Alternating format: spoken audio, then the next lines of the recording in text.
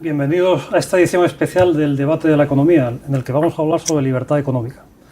La libertad económica que es tan importante para su economía, ¿no? Para la de sus bolsillos, la de las empresas, la de países enteros, ¿no?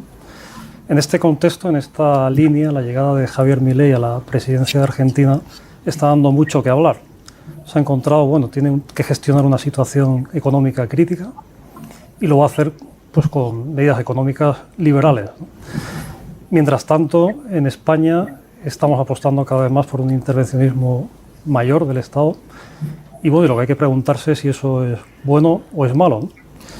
Para analizarlo tenemos hoy con nosotros a tres grandes economistas liberales, además de tres generaciones distintas, que paso a presentarles.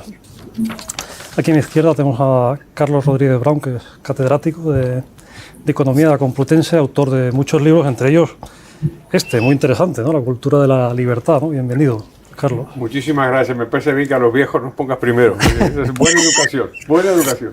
Bueno, por seguir el orden, tenemos hoy también con nosotros a Daniel Lacalle, que es doctor en Economía, economista jefe de Teresis, también autor de muchos libros sobre libertad económica. Bienvenido, Daniel. Muchas gracias, pero muy enfadado con eso de las tres generaciones, ¿eh? Porque o estoy en una o estoy en la otra, pero en tres no, ¿eh? Muy bien, y ya para seguir, vamos al más joven, que es Juan Ramón Rayo, que lo tengo aquí a mi derecha, también doctor en Economía, muchos seguidores en redes sociales, televisión, también autor de varios libros sobre libertad económica. Bienvenido. ¿Qué tal? ¿Cómo estamos? Buenos días. Buenos días. Bueno, pues empezamos con el profesor Rodríguez Brown, seguimos en este orden, ¿no? Bueno, pues durante muchos años el profesor pues ha conocido la economía, conoce la economía argentina, la evolución de la economía argentina, pues el declive que ha tenido.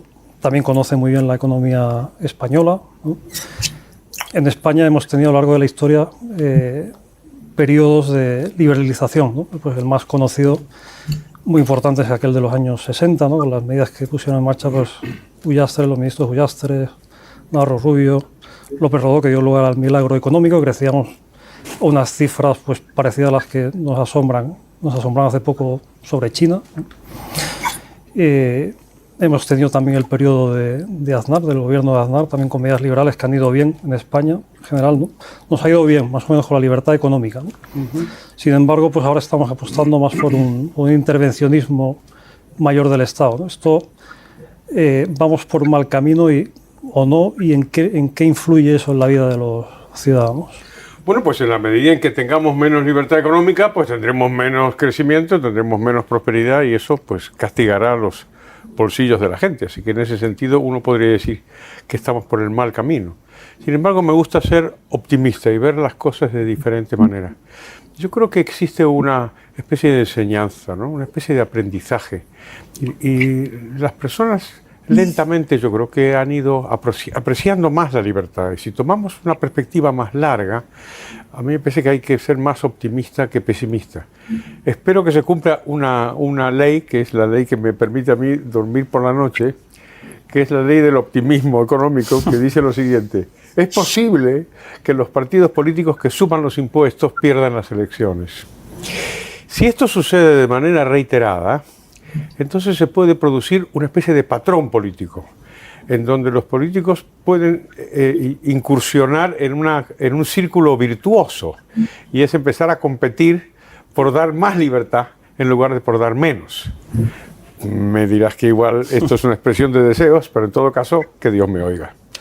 Muy bien, Daniel, has estudiado muy detenidamente la comparativa de libertad económica en distintos países, ¿no? Acabamos de conocer un nuevo índice de libertad económica, ¿no? Que elabora Heritage Foundation y el Instituto de Estudios Económicos, pues lo traduce aquí en España, con unos resultados poco positivos para España, ¿no? En cuanto a que ocupamos el puesto 31 de 38 en la OCDE, los países más desarrollados, ¿no?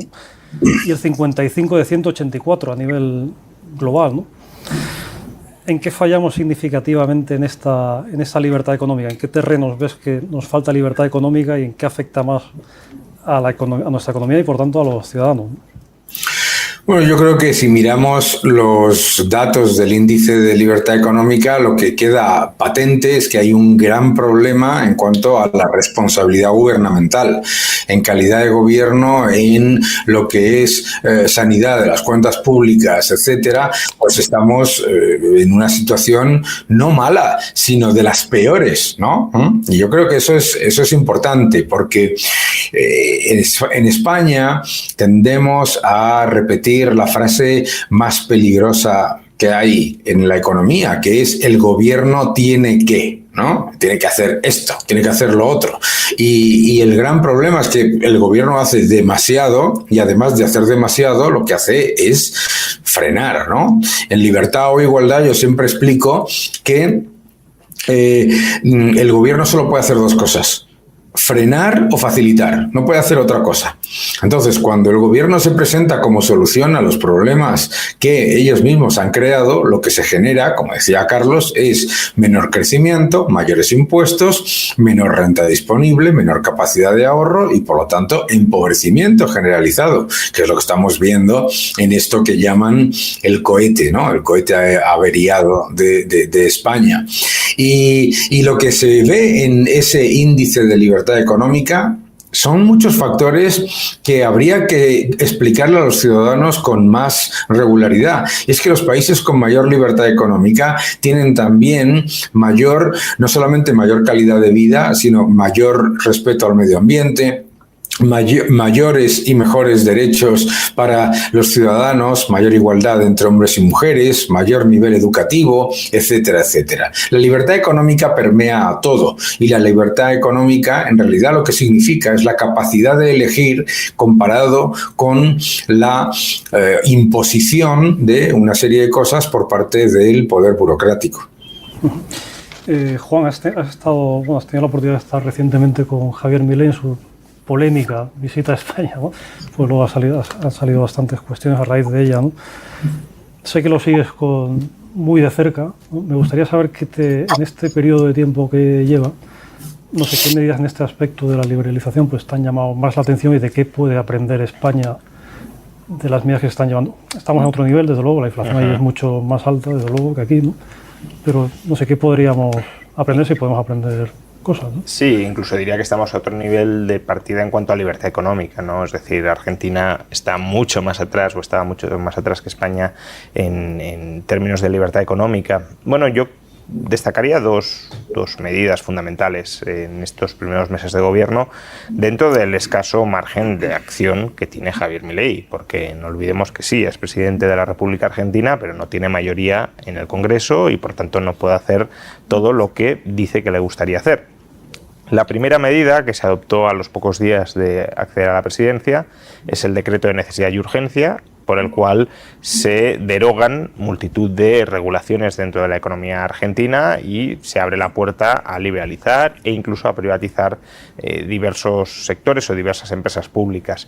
Este decreto de necesidad y urgencia, que todavía tiene un carácter, si lo queremos, transitorio o provisional, porque pende del hilo de que el Congreso no lo tumbe, y podría llegar a suceder que lo tumbara, pues es un primer golpe encima de la mesa para abrir una economía tremendamente encorsetada durante décadas, y creo que es en ese sentido positivo que se avance lo más rápidamente que sea posible, ¿no? A Milei suele hablar de doctrina de shock, pues también doctrina de shock en materia de liberalización. Ojalá el Congreso acompañe y ojalá no solo convalide el decreto de necesidad y urgencia, sino también apruebe definitivamente, está pendiente el Senado, la ley de bases y puntos de partida para la libertad de los argentinos, que aún así, según Milei, no sería el fin del viaje, porque todavía dice que esto es menos del 25% de todas las liberalizaciones y de regulaciones que quiere terminar aprobando. Y aquí pues sí que hay algo que aprender, liberalizar y desregular. Y el otro punto que creo que es también positivo y que se ha conseguido en pocas semanas después de acceder a la presidencia, es el superávit en las cuentas públicas. Yo creo que esa es la cuestión clave para, si se mantiene en el tiempo, que esa es la gran incógnita, claro, estabilizar macroeconómicamente la economía argentina y acabar con la inflación. De hecho, ya estamos viendo una clara desinflación económica dentro de la Argentina. Desde que llegó Milei, mes tras mes, la tasa de inflación mensual ha ido cayendo. Parece ser, todavía son datos muy preliminares, pero parece ser que la tasa de inflación de mayo podría cerrar incluso por debajo del 5%, lo cual sería la tasa de inflación más baja desde comienzos del año 2022, es decir, en los últimos 2 años, que es cuando empieza el fogonazo inflacionista. Y por tanto, las medidas, si se mantienen, si se persevera en ellas, dan resultados. La cuestión, claro, es que se mantengan, porque hay muchos obstáculos políticos, sociales y mediáticos. Hay muchos obstáculos que buscan sabotear esas reformas y tumbarlas. Hablo varias, por supuesto, si queréis comentar alguna cosa de los que han comentado los otros. Si vas a seguir con Milei, me gustaría decir algo sobre... Sí, si quieres, y luego hablo varios temas generales. Venga, quiero saber vuestra opinión. Hagamos un turno sobre Milei. Muchas gracias por haber citado este libro, La cultura de la libertad. Igual tú crees que es mi último libro. No, quedan muchos. Es mi penúltimo, porque el último no ha salido todavía y es precisamente sobre el pensamiento de Milei, que es lo que nos ha comentado ahora Juan Ramón. A mí me parece que hay un punto que es importante, que es la ilusión que ha generado. La ilusión que ha generado Milei, que es la contrapartida, es el pánico que ha provocado en las fuerzas antiliberales, tanto de derecha como de izquierda, ¿no? Eso es una grandísima noticia. Sin embargo, los primeros pasos son pasos costosos para la gente. Y la gente lo está pasando muy mal en Argentina. Me diréis, con razón, que lo estaba pasando mal con los Kirchner, sin duda alguna, e incluso en la década anterior y la anterior y la anterior y hasta durante un siglo. Esto es verdad. Pero la situación de la penuria de la gente me parece que políticamente es crucial. Porque uno no puede gobernar de espaldas completamente a la gente en una democracia, y la clave del asunto es que esta ilusión se mantenga. Con lo cual, todo va a girar en torno a la paciencia del pueblo argentino. Y entonces yo creo que para que esa paciencia se consolide y por lo tanto tenga más facilidad Milei de aplicar sus políticas liberales, tiene que haber señales. Tiene que haber señales. Una la ha comentado Juan Ramón, la inflación. A mí me parece capital que haya eso. Y entonces es una buena señal. Pero también debería haber otra. Y debería haber algo sobre actividad económica. Tiene que haber algún impulso, algo que les haga ver a los argentinos que este es un camino correcto y no el intervencionismo antiliberal de los partidos de derechas o de izquierdas que precedieron a Milei. Entonces, este me parece un punto.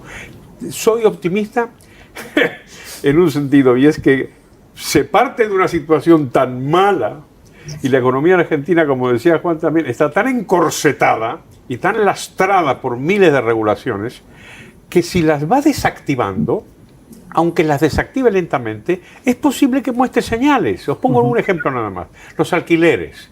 En Argentina estaban, igual que aquí, así que toda esta manía de regularlo, entonces por supuesto no había oferta del alquiler. Y esto lo ha liberalizado. E inmediatamente aumentó la oferta. O sea, es una cosa de manual lo que hemos dicho los economistas desde hace muchísimo tiempo. Y entonces los argentinos han visto una señal. Mi resumen es: tiene que haber más de eso para que la paciencia aumente. Porque además hay que tener presente que no se trata solo de sostenibilidad política de Milei, sino de sostenibilidad de su programa económico. Si la gente se impacienta, y es lógico que en algún momento se pueda impacientar porque está experimentando sacrificios que derivan de todos los desajustes y de todo el descontrol y de todo el sobreendeudamiento previo, pero está experimentando sacrificios. Como decíamos, la tasa de inflación se va moderando. Pero ¿qué sucede si los mercados anticipan que el superávit va a terminar porque la población se va a impacientar y será necesario, por ejemplo, volver a incrementar el gasto público y va a regresar el déficit? Pues entonces la tasa de inflación se va a volver a disparar. Y claro, todo este sacrificio no habrá servido absolutamente para nada, salvo para tener una inflación mensual algo menor durante unos pocos meses, pero la cuestión es estabilizar el peso a largo plazo o incluso eliminarlo y sustituirlo por el dólar, pero bueno, acabar con la inflación y acompañarlo con crecimiento económico sano, sostenible y duradero. Y efectivamente yo coincido en que tiene que haber señales. Los argentinos tienen que combinar los sacrificios presentes que están viviendo con la esperanza sobre el futuro, y la moderación de la inflación da esperanzas, pero si no arranca la actividad en el corto plazo esa esperanza se puede terminar perdiendo. Daniel, si tú quieres comentar algo sobre este aspecto y luego pasamos a otro. Yo creo que lo habéis dicho los dos y me gustaría incidir sobre ello. O Javier Milei acaba con la inflación, o la inflación puede acabar con Javier Milei. Porque el gran problema en Argentina, que los tres, yo voy a Argentina todos los años, desde hace muchos años, es esta obsesión completamente ridícula con mantener el peso, que es una moneda fallida. Es una moneda en la que los ciudadanos de Argentina no ahorran, no van a ahorrar, esté Javier Milei reduciendo el déficit o esté el que sea. Por lo tanto, el problema no es solamente de oferta, que lo es un problema de demanda, ¿vale? Es un problema importantísimo de demanda. Entonces, si no se entiende que la inflación se te va a poder disparar, incluso si se reducen los desequilibrios del Banco Central, porque la demanda de pesos se desploma, pues entonces vamos a tener un problema a la hora de poder convencer a los ciudadanos de todo el resto de los factores que comentaba Carlos y comenta Juan. Es decir, la actividad económica en Argentina no se va a poder acelerar a menos que las señales de precio que reciban los agentes económicos no sean la destrucción del poder adquisitivo de la moneda mensualmente.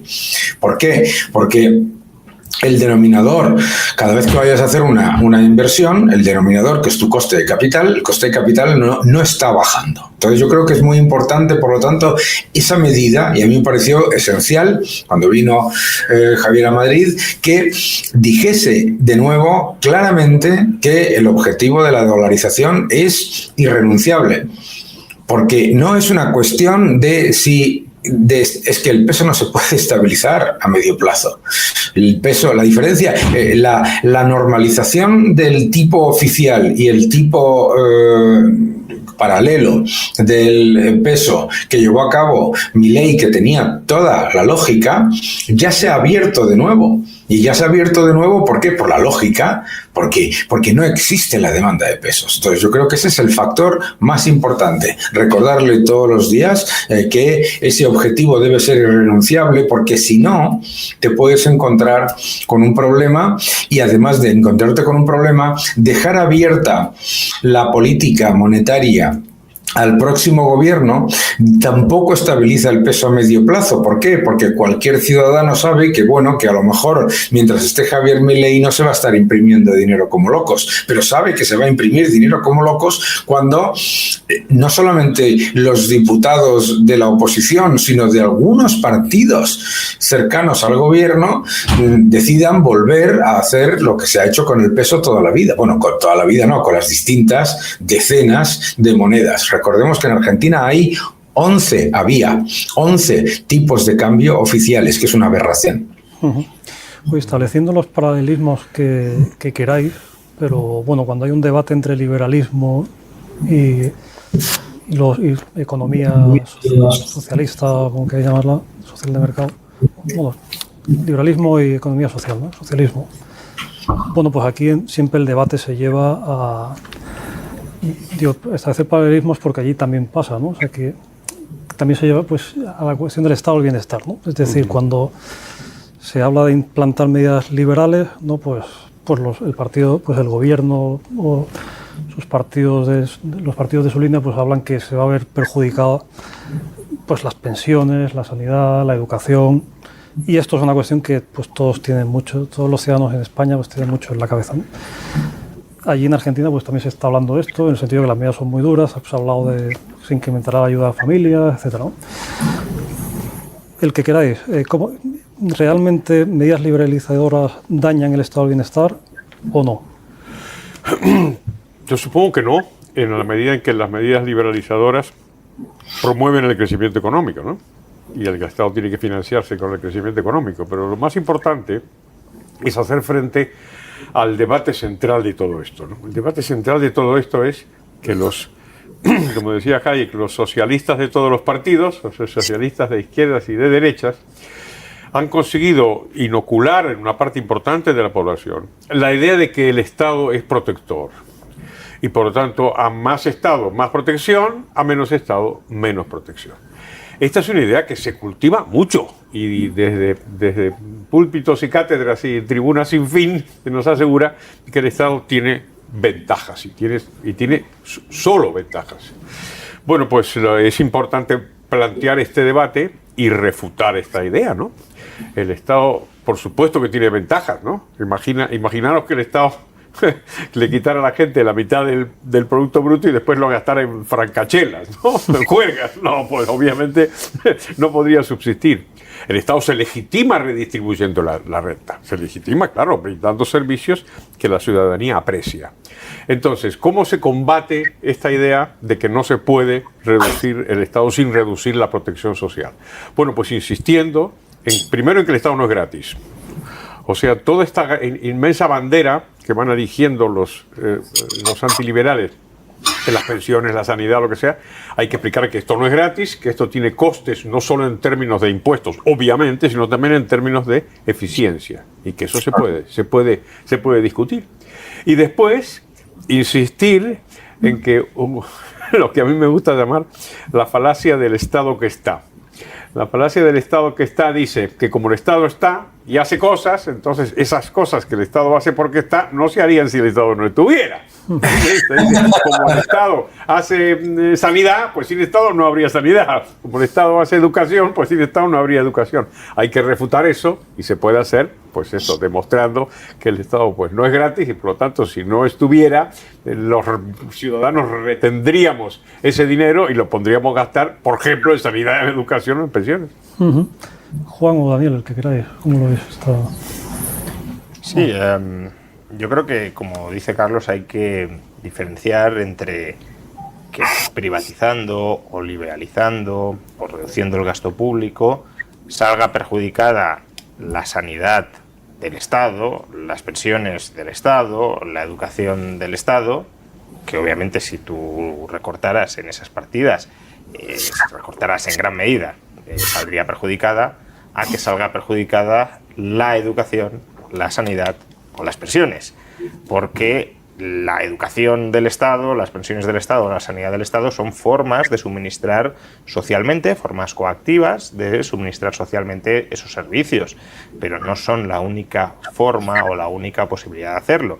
Y ahí el debate debería residir en si en caso de que el Estado no se ocupara de todo esto y por tanto los ciudadanos con el dinero que el Estado no les arrebata, que hay que decir que es muchísimo más de lo que la mayoría de ciudadanos creen y de lo que los políticos quieren que creamos. No olvidemos que hace poco más de un mes hubo una polémica en España porque un diputado de Vox, con unos cálculos un tanto imprecisos, pero grosso modo correctos, decía que el Estado nos arrebata el 50% de lo que generamos. Y la ministra de Hacienda dijo que no, que el Estado apenas nos arrebata algo. El ministro de Economía salió diciendo que el tipo medio efectivo sobre los trabajadores era del 15, del 16%, la ministra que los trabajadores que cobraban el salario mínimo no pagaban impuestos, no pagaban IRPF, claramente. Por tanto, hay un intento claro de ocultar cuál es el coste fiscal del Estado, porque si los ciudadanos supieran que, en efecto, alrededor de, depende del tramo de renta, pero entre el 40, el 50, el 60% de todo el valor económico que genera una persona en sociedad termina siendo expropiado por el Estado, claro, el ciudadano podría poner en una balanza y decir, oye, ¿recibo esto del Estado? Sí, obviamente lo recibo, como decía Carlos, solo faltaba que nos quitaran el dinero y no nos dieran nada a cambio, pero es que me cuesta todo esto. Y si no me quitaran todo esto y pudiese escoger yo, no el gobierno central o los gobiernos autonómicos en función de sus intereses políticos y electorales concretos e ideológicos también, si yo pudiese escoger el colegio para mis hijos, la sanidad para mí y para mi familia, las pensiones o el formato de ahorro previsional con el que quiero planificar mi jubilación, lo haría mejor o lo haría peor de lo que lo hace el Estado. Y si creo que lo haría peor, siempre tengo la opción de dejarle que se siga quedando con todo ese dinero el Estado. Pero si creo que lo puedo hacer mejor, ¿por qué el Estado me tiene que tratar como a un siervo y arrebatarme lo que no quiero que me arrebate? Ese es el fondo del debate. Daniel, ¿tú cómo ves estas cuestiones? Y luego también quería preguntarte, y que está abierto a los tres desde luego, ¿no? Pero bueno, pues ha hablado mucho Milei también de esta cuestión del empobrecimiento, ¿no? Dice que el 60% de la población argentina está por debajo del umbral de la pobreza. Aquí se habla mucho también de cómo está afectando la inflación al empobrecimiento de las familias, ¿no? Que se nota en la cesta de la compra, ¿no? Bueno, quería preguntarte, y eso abierto, luego abrimos el debate a los... Muy bien. Bueno, primero empezando, la confusión generalizada, ¿no? De que el Estado social significa que el Estado tiene que ser el que provee todos los bienes y servicios. Un gravísimo error que cualquier persona entiende cuando buscamos los mejores bienes y servicios. Lo que queremos es elegir. El Estado no se mide, y lo social que es el Estado no se mide por lo que gasta, sino por la cantidad de gente que no necesita de esas ayudas. Entonces, el Estado siempre te intenta convencer de que cualquier derecho es un gasto y que ese gasto adicionalmente requiere de una burocracia a su alrededor. El problema al que nos enfrentamos constantemente es, además, la diferencia entre lo que pagas y lo que recibes. Por eso es tan importante para el estatismo repetir constantemente que es falso que los ciudadanos dediquen un 50% de sus ingresos a pagar impuestos. Y para ello se tiene que inventar pues, que los impuestos a la electricidad, los impuestos a los hidrocarburos, los impuestos a los seguros, eso no son impuestos. O las cotizaciones sociales no son impuestos, etcétera, etcétera. Tienen que inventarse eso. Yo, de manera divertida, en un debate de estos, con lo que acaba de comentar Juan, recuerdo que me decía un economista socialista, que es un oxímoron en sí mismo, me decía, no es cierto que un salario mediano pague un 50% de impuestos, es un 30%. Y yo decía, ¿te parece poco? Además de que, claro, había eliminado las cotizaciones sociales, había eliminado los impuestos indirectos, había eliminado, etcétera, etcétera. Hasta el punto de que ha llegado Oxfam, ¿no? Y ya esto es lo último, y toma todos los ingresos de un salario alto, y solamente considera el IRPF y dice que pagan muy pocos impuestos. Pero eso es clave, ¿no? Es decir, uno, que lo que ganas es demasiado. Dos, que lo que pagas es poco. Y tres, que lo que recibes es impresionante, ¿no? Porque, por ejemplo, hay estudios que se presentan por ahí diciendo que los ciudadanos reciben más del Estado de lo que pagan, sin considerar la acumulación de deuda, que es una broma, ¿verdad? Entonces, es muy importante repetirle constantemente a la gente que el Estado socialista no es social, es antisocial. Que el socialismo lo que hace es destruir siempre lo que finge proteger. Se presenta como solución, pero al negar el cálculo económico y al negar la eficiencia, la competitividad y la propia realidad de los recursos escasos, lo que hace es precisamente destruir lo que finge proteger. Mientras el Estado socialista te dice que ellos suben las pensiones, a la vez el agujero de las pensiones es el más alto en 10 años y además tenemos los pasivos no financiados de las pensiones más altos de toda la Unión Europea, un 500% del PIB. Entonces, lo que tenemos que ser conscientes es que eso no genera, es que no existe el concepto del Estado social versus el liberalismo, porque el liberalismo es lo más social y además de ser lo más social es lo más justo a la vez, y lo que es injusto es la redistribución por adhesión política, que es lo que se está intentando imponer. En el caso de Milei, como tú comentabas ahora mismo, el tema de la pobreza, es que un factor esencial del socialismo es la necesidad de crear clientes rehenes. ¿Por qué el socialismo ataca la libertad económica?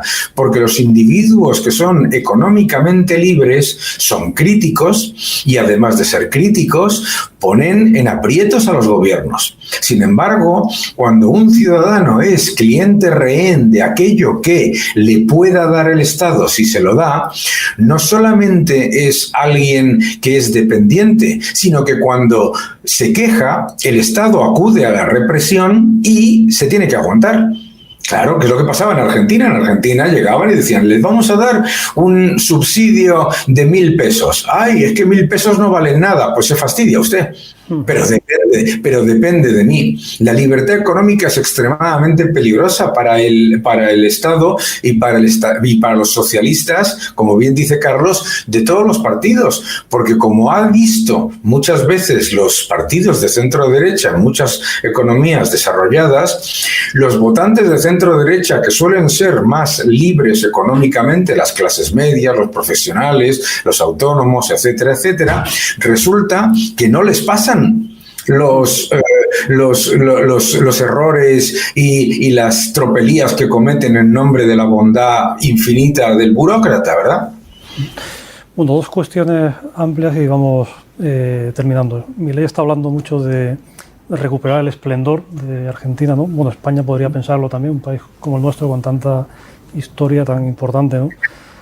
Pero bueno, para eso hay que hacer reformas, ¿no? Ahora mismo, ¿qué os preocupa más? Porque bueno, tenemos problemas muy gordos, ¿no? O sea, la deuda, una deuda disparada, el mayor paro de la Unión Europea, en fin, cuestiones muy preocupantes, ¿no? Pero en fin, si queréis hacer, no sé si hacer de Milei o de lo que queráis, pero ¿dónde veréis los problemas más preocupantes y cuáles son las reformas estructurales más urgentes para que España recupere su posición dentro del debate que tenemos ahora también, ¿no? Que una parte que el gobierno dice que la economía va muy bien y otra parte de economistas pues dice que no va tan bien, ¿no?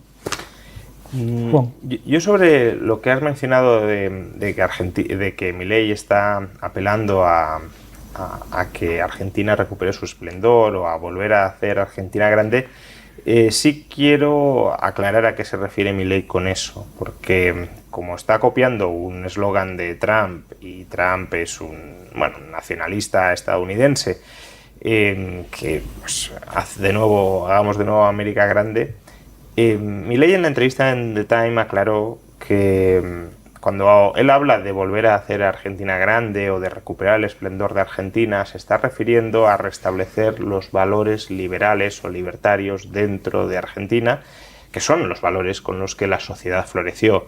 Es decir, Milei no es, y espero que no llegue a ser nunca, porque las alianzas políticas internacionales todo lo pueden corromper, pero Milei hoy por hoy no es un nacionalista, sino que es un liberal libertario que identifica la grandeza de su sociedad con la prevalencia del respeto a la libertad del prójimo.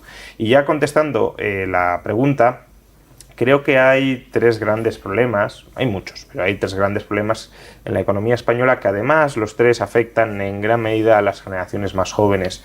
Uno es el problema de la vivienda. Cada vez el acceso a la vivienda se está complicando más para un sector de la población, que es el sector joven, precisamente porque hay un aumento de la demanda que no se permite desde las administraciones públicas que sea atendido con un incremento de la oferta. Precios crecientes que en lugar de dar marcha atrás en la regulación se intentan atajar con controles de precios y por tanto con menor oferta ofrecida en el mercado del stock existente.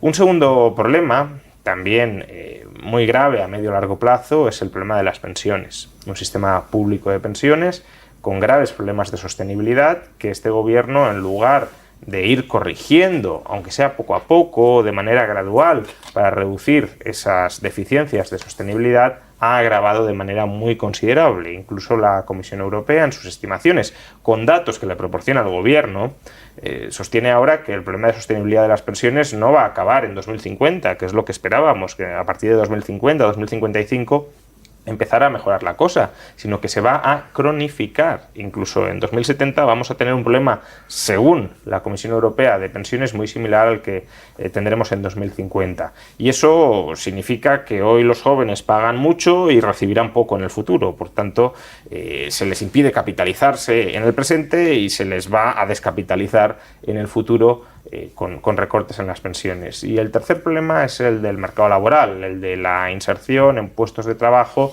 bien pagados y con una cierta estabilidad, no necesariamente rigidez contractual, pero sí estabilidad económica. Y ese también es un problema que sufren de manera más acusada los jóvenes, que son aquellos que intentan entrar en el mercado de trabajo y que ese mercado de trabajo, muy encorsetado regulatoriamente, expulsa porque ya tiene pues funcionarios públicos, por supuesto, pero también casi lo que podríamos llamar funcionarios privados, es decir, empleos senior en el sector privado que por la regulación laboral resultan casi irrompibles o muy caros de romper, lo cual lleva a que los jóvenes estén en continua rotación sin consolidarse en muchos puestos de trabajo, sin adquirir experiencia, sin aumentar su productividad y sin, por tanto, acceder a salarios dignos, como se les suele llamar en ocasiones, simplemente salarios que les permitan disfrutar de una buena vida. Aparte de preguntarte sobre esta situación, también quería preguntarte tu visión sobre la política que está haciendo el gobierno en cuanto a la intervención en las empresas. Me refiero porque, claro, es cierto parecido con el peronismo, ¿no? Entonces, bueno, por un lado eso, ¿qué problemas ves y qué medidas habría que acometer con más rapidez en España? Y por otro lado, esta cuestión de las empresas, ¿qué te parece que problemas puede traer? Si trae problemas. Pues problemas de todo tipo, pero en fin, no sé por qué hablas de peronismo cuando esto es una cosa genuinamente franquista, ¿no? que quieren recuperar el Instituto Nacional de Industria y entonces volver a esta idea de que es bueno que el Estado sea empresario. Pues esto es uno de los pasos atrás, digamos, que estamos dando. Sin embargo, ahí también se puede mirar con cierto optimismo. Yo encuentro que así como el intervencionismo del Estado en el mundo empresarial hace 60 años o 70 era celebrado y no cuestionado, a mí me da la sensación de que ahora hay un poco más de cuestionamiento, en el sentido de que vamos a ver aquí ¿qué hace el Estado metiéndose en empresas? Por supuesto que siempre dice que son estratégicas para justificar que meta ahí sus zarpas, ¿no? Yo creo que ahí hay una cierta señal que me parece a mí positiva. Lo mismo que nosotros tenemos dos grandes problemas en la economía española que son micro y macro, digamos. A escala macro, lo ha dicho muy bien Juan, hay un problema de hacienda pública que es muy claramente. Ahí hay que resolver algo y es posible que la propia dinámica del Estado lo lleve a una situación insostenible, en el sentido de que el crecimiento de la deuda habrá que pagarla, los tipos suben, es más caro pagarla, no tienes gasto para hacer otra cosa, ¿cómo haces para legitimarte? No sé, que ahí hay un problema. Y después está el tema en micro. Es decir, tenemos que tener mercados más libres. Y ahí también me da a mí la sensación de que hay algo más de comprensión. De que nosotros tenemos la tasa de paro que tenemos, no por una maldición bíblica, sino por una maldición política, que no es lo mismo. Y entonces yo creo que hay más comprensión y la gente está mirando a otros países europeos que son más o menos como nosotros y no tienen paro. Y tienen, sí, impuestos muy altos y el gasto público muy elevado, pero tienen un 4% de paro, un 5% de paro, porque tenemos nosotros la tasa de paro tan elevada.